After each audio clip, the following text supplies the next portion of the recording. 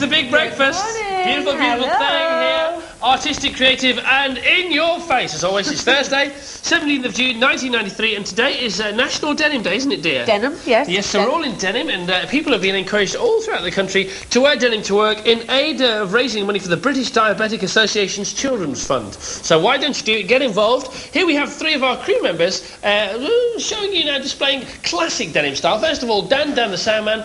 This is 70s denim. And this is any film with Randall and Hopkirk in, you can catch this. It's beautiful, beautiful. Number two is Val, wearing the classic patchwork denim. Check out the jeans. That's where it's coming from. Those jeans, available at any jumble sale store. They're the ones that are always left. Nobody buys them. And finally, Gary is wearing the rock chick look with the famous snakeskin denim. Look at these snakeskin denim. That's just three little kinds of denim that you can wear to work today. Rock chuck look. Thank you very much, Gary. Very revolting. Right, yes, still to come this morning. Paula will be talking to Barbara Castle. Also, one of Bjorn Borg's closest friends spills the beans about the reclusive star's private life. That's coming up very shortly. And our brand new feature about your house. Also, we have Formula 1 cars from the 1950s on the show today, and your chance to win £1,000 an egg on your face. All coming up. But now, here's Peter with the news and the weather.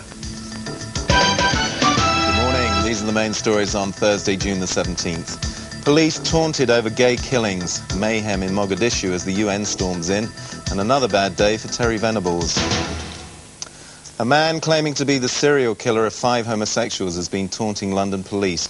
As they repeated warnings to London's gay community, detectives said the caller warned of more killings. Gay men who say they already suffer persecution are worried. It's a completely different level of danger. You're frightened to even have eye contact with people. It's so really scary. It is really frightening. There's now a full-scale confrontation between the UN and the Somali warlord Mohammed Aidid. Somalis have been yelling threats to kill all foreigners in Mogadishu after American UN forces launched the heaviest assault yet. Unions are demanding that the Tories declare political donations after claims that Azil Nadir tried to buy a peerage from them. The TUC's Norman Willis wants payments revealed under the same rules as Labour's union funding.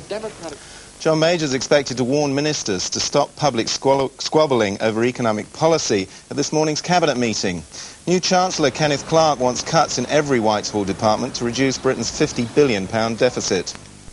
Estate agent Stephanie Slater is expected to face her kidnapper in court 17 months after her 8-day ordeal. Miss Slater will face Michael Sams, who admits abducting her, at Nottingham Crown Court but denies the murder of teenager Julie Dart. Pepsi Cola is fighting a marketing disaster in the States after syringes were found in some cans. Pepsi say it couldn't have happened in their factories, but sales have plummeted and Coke is cleaning up. No problems have been reported in Britain. Elton John's on song again after taking fright at aggressive journalists outside his Tel Aviv hotel. He fled by private jet yesterday after a scuffle at the Hilton, but is returning for today's concert after a last-minute appeal by the British ambassador. Popular TV drama's been boosted with a reprieve for the Scottish series Take the High Road. It'll continue showing in Scotland after 2,000 fans demonstrated in Glasgow, but English viewers will lose their regular dose of Highland soap. The Princess of Wales' brother says the stately home they grew up in may be haunted. Earl Spencer says a visitor at Althorpe in Northamptonshire saw the ghost of a 19th century groom. The Earl says he doesn't believe in wailing spectres, but there might be something in it. Terry Venables is facing fresh disappointment in his bid to buy out Alan Sugar for control of Spurs. The sacked chief executive is still trying to get High Court support for the bid, but one of his backers, Planet Hollywood boss Robert Earl, has pulled out. The Republic of Ireland eked out a 1-0 win over Lithuania to leapfrog above Spain in their World Cup group. Steve Staunton got the vital goal in the 38th minute in Vilnius. Now the weather, a dry start in the south, but rain at times in other parts. Temperatures around 16 centigrade, 61 Fahrenheit. The north has the highest chance of rain. High pollen counts in the south, moderate elsewhere. Headlines at 8:20, it's now 8:04. Here's Chris and Gabby.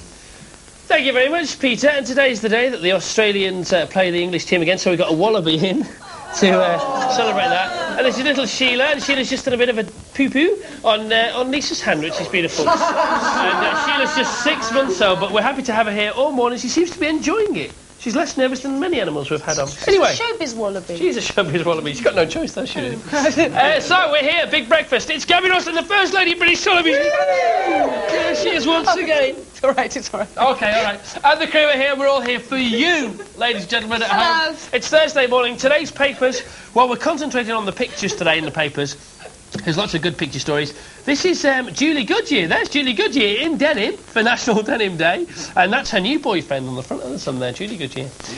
This is Whitney Houston with a new little baby, 3 months old. She's still got a bit of a pregnant punch there, but she's very happy. Friends say that she's happier than she's ever been before. It is Whitney Houston, guaranteed that is her. Now, here's Joan Collins doing the shopping yesterday, look. With a scarf on and sunglasses on. That's what she looks like normally, of course. But at least they match. Yeah, they do match, yes. Yeah, but she's been caught, so this is good news. These are the poor ball girls, very pretty, of course, poor ball girls, so to Eastbourne yesterday, sheltering underneath an umbrella because the preamble to Wimbledon was caught up in the rain yesterday. I bet Wimbledon will be as well. Oh, yes, well, the maybe. Whole time. And this is Lord's, where today, apparently, Australia, as we said, are going to play England. Don't think so, because this was taken last night, and it's waterlogged, but they're trying to clear it for this morning for the start of the first day's play in the second test. How are they going to do that? Well, they do it with a machine called an aerator, actually. Oh, really? Yeah, and the aerator, when they can't afford an aerator, they do it with pitchforks, but an aerator rolls and it makes little pinpricks and it drains the water down. Oh.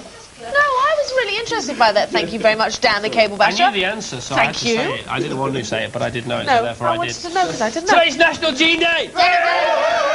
We want to know about your friends called Jean. Right, Bella says, my sister-in-law is Jean Quinton and she's just given birth to 7-pound, 3-ounce girl Alana in Whips Cross Hospital, Walthamstow. Congratulations. Oh, wonderful. And Alan in Huddersfield, my wife Jean Hughes, pinches cuttings of plants from everybody's gardens when she walks the dog. Sophie from Brighton, my mum's name is Jean Jarvis and she chats up all the men at work. And Jane Casson from Huddersfield, my aunt and uncle were glam rockers and walked up the aisle to the strains of Jean Genie by David Bowie. Absolutely brilliant. More of those. If their name's Jean, we want to know about it. 081 985 111 or fax is 081 985 2222 on National Denim Day. Do you want to win £1,000? Yes! Good. Well, watch this space. Get on the case. It's time to play. Egg on your face! Egg on your face, egg on your face, egg on your face, egg on your face, egg on your face, egg on your face. Don't you think it is splat? Oh, very nice. Halfway anyway. Nearly. Teamwork almost working there. Egg on your face. Can you crack it? Who is behind the egg? 0891 Question number 25p. Anybody can play, but you've got to be over 18 to call because it's a cash giveaway. Here's Paula. Aww. Paula, once again, joining in National Denim Day, you know, being part of the team. What's gone on? Sorry, nobody told me because I was learning my highway code. Oh, all right then. Fair enough. On the we've got your driving test coming up soon, yes. 2 weeks. Who's today? Today I'm going to first of all be having my singing lesson from Robert Bicknell. Robert Bicknell. Who knows what scales You'll aspire to. Yes, we'll be aspiring to. And then after that I'm going to be on the bed with Barbara Castle. Oh, how lovely. So it's all very good. Today, it's a gorgeous day, thank heaven, after yesterday. It's 8:07 and time's 8:08. And time to shout, for the second time today, where are you all? Well, I'm in Westcliff-on-Sea, moving and grooving to Herent's Umpire Bank. Can I introduce you for a second, Ernst? Yeah. You're all of German origin, I presume? Yeah. And where are you from? Whitford. Wickford. Not a German amongst them, knocking out some fine umpire band. They're operating at half power at the moment. I've got to knock on somebody's front door to get them some power and to play our competition. If you're watching, remember, do not answer your door. Shout out today's password, which is a handful of sprats. And helping me, I've got the Osborne Brothers Fishmongers Supreme. We're going to knock on somebody's door. How do you feel, chaps? Fit? Cold. Fit and cold. Off we go. Keep playing. Let's grab the power thing. And I think, yes. Open up your letterbox, not your front door. It's Paul Ross and a big breakfast. Hello? What's the password? Is the correct answer. Open up and in we go. Come in, chaps. Quick. Hello. Hello. Madam, you're on national television. Good morning. Good morning. What's your name? Jeanette. And you are? Lawrence. Vicky. And who's this? Elaine. I'm Nick. Oh. And Kerry Sue. Oh, and Kerry Sue. We've got them all together. Now, you're going to get a prize if you can find me 3 household things in a minute. But first, you must answer me a question. Simple, perhaps, but not simple. Westcliff is famous for its gardens and parks. But which of these parks is not within 2 miles of Westcliff-on-Sea? Is it Belfairs Park, Kilkwell Park, or Yellowstone Park? Yellowstone Park. Yellowstone Park, home of Yogi Bear, not near Westcliff-on-Sea. Now, you've got 1 minute to find 3 things around the house. The Osborne brothers are going to chime it for me. OK, stand by. And the 3 things I want are... Steady. Some suntan lotion. Right. Something to do with the wedding. And something from under a bed. 3, 2, 1, go! OK, off we go. Quick, quick, quick, quick, quick. Hurry up, hurry up. Oh, let's have a look up here. How's the time going, chaps? The Osborne brothers have got the stopwatch. Wow, what a big house. What's he got from under the bed? Oh, he's got something from under... He's got a shoebox or something. How's Mum doing? Mum's got the suntan lotion. Come through. 15 seconds. And we want something to do with the wedding. Oh, I don't know, a speedy one. Stop the clock, stop the clock. 20 seconds. 20 seconds. And we have, from under the bed, we have... Nike Huaraches. Oh, that's guaranteed, Nike Huaraches for him for the rest of his life. Some suntan lotion from Mum. And also the wedding... Oh, is this your wedding album? Yes. Oh, come here, come here, come here. Let's have a look. Oh, is that Dad? Yes. Madam, you must have a sense of humour. That's all I can say. Oh, sweet. Sweet! Sweet, how lovely. Now, you're going to get a prize. Osborne brothers, step forward with a prize goodie bag. Oh, no, let the mum pick it out. Go on. OK, well, oh, no, don't have that. Have that as well. You can have an LP watch something wrapped up. Right. Listen, we can open it later on. Join us later on when part 2 of the competition, when this lady, having had her wedding snaps revealed to the world, is going to be knocking up her neighbours. See you in a moment. Well done. Paul providing a public service once again on the Big Breakfast. This is the Big Breakfast right here, right now, on National Denim Day. Wear denim to work today and raise money for the British Diabetics Association. And we're asking questions about anybody you know called Jean off the back of that on our phone in. And James Riley has called in. Can we say hello to his auntie, Jean Peen, in Glasgow? Hello, Jean Peen. Matthew Hopkinson from Blackburn. My Russian half-brother is called Jean. OK. And Clive Clark from Bury. Did you know diarrhea is hereditary? It runs in your genes. It's all right, anything to do with Jean, we're happy to have it on today. Now, over the past 2 weeks, and this is the 3rd, we have been teaching you everything you need to know about greyhounds. And last week, in fact, we housed some greyhounds. All 14 greyhounds that were on last week's show all got homes. Isn't that a beautiful, beautiful thing? Now, please welcome our special guest today, because we have Big Breakfast. Big Breakfast is a greyhound called Big Breakfast, and here to tell us more about it is Paul Austin from Ladbrokes. Hello, Paul. Morning, Chris. Welcome to the show. So, tell us what it's all about. Tell us the whole deal. His name is Big Breakfast. It's Big Breakfast. He's What's been going to happen? renamed. He's going to be trained in Kent by Beverly Dalton, run at Crayford Stadium, and one of your viewers this morning's got a chance to win it for 12 months. So he's a professional greyhound? He's a professional greyhound. He's new to the track, so he's just starting to trial in. He's showing some promise. Yes. So hopefully some winners and some good fun during the 12 months. He's 2 years old. He's 2 years old, just 2, and will improve as he gets a bit older. How long has he been trained at the moment for? Well, he's only been trained, gone to the kennels recently, so all early signs are good. But he's showing promise. Twice Definitely. he's shown promise, hasn't Yeah, 2 trials, they've both gone well, got a good grading time, and got 1 more trial to go. he? Now, when our viewer wins this greyhound, they get it just for 12 months, right? But all the prize money that the greyhound wins is theirs. Absolutely right. Hey!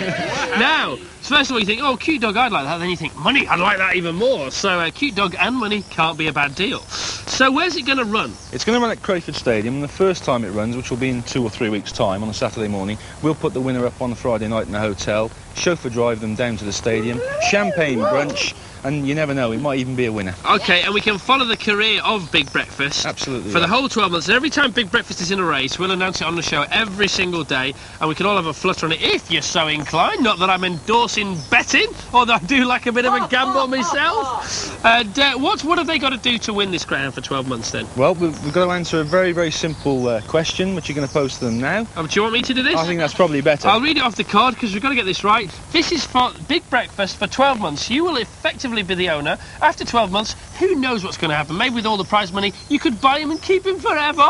Yes? But here's the question you've got to answer, and you get all the winnings from Big Breakfast for the first 12 months, if he should win any races, and he's showing good signs, as we say.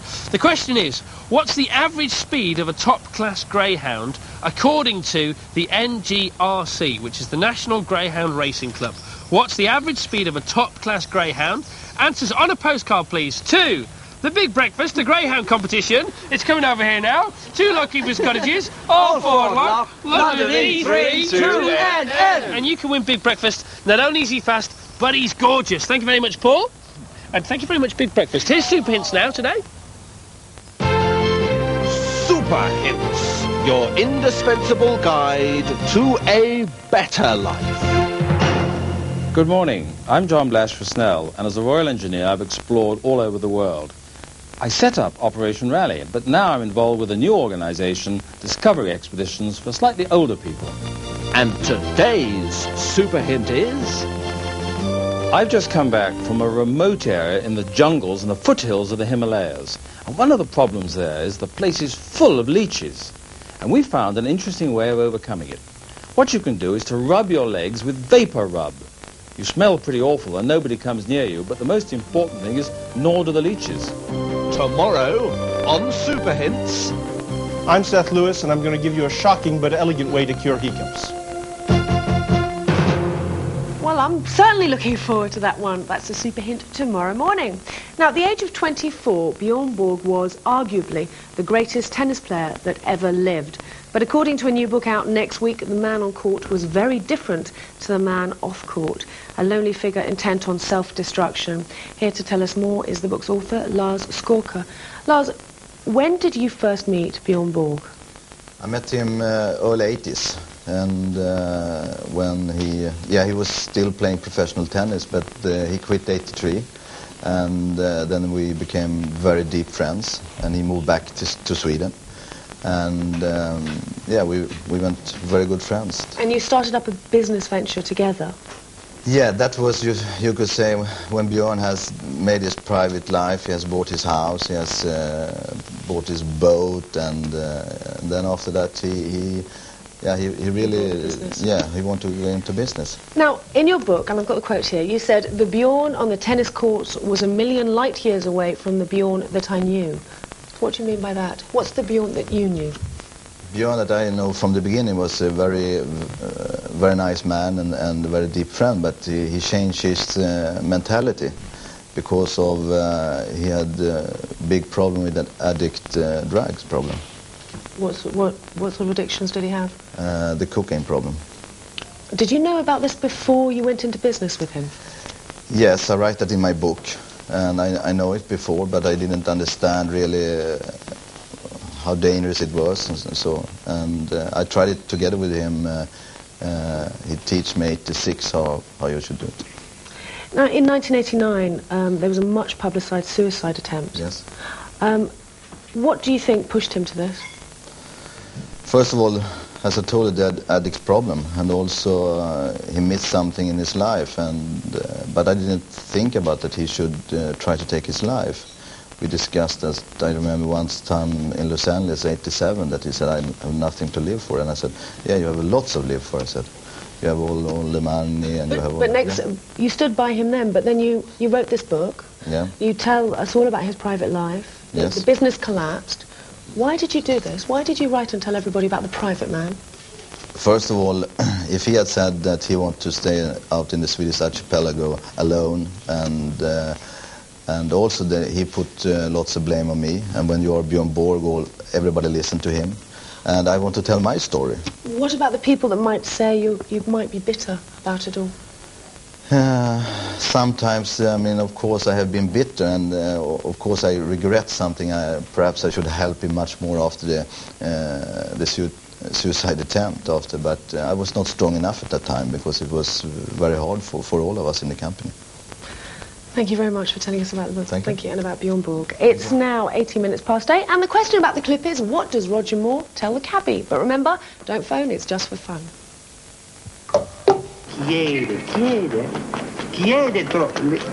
Having trouble? Well, I think he's charging me too much, but I can't make him understand. Autista, quanto fa? 1000 lire. Autista,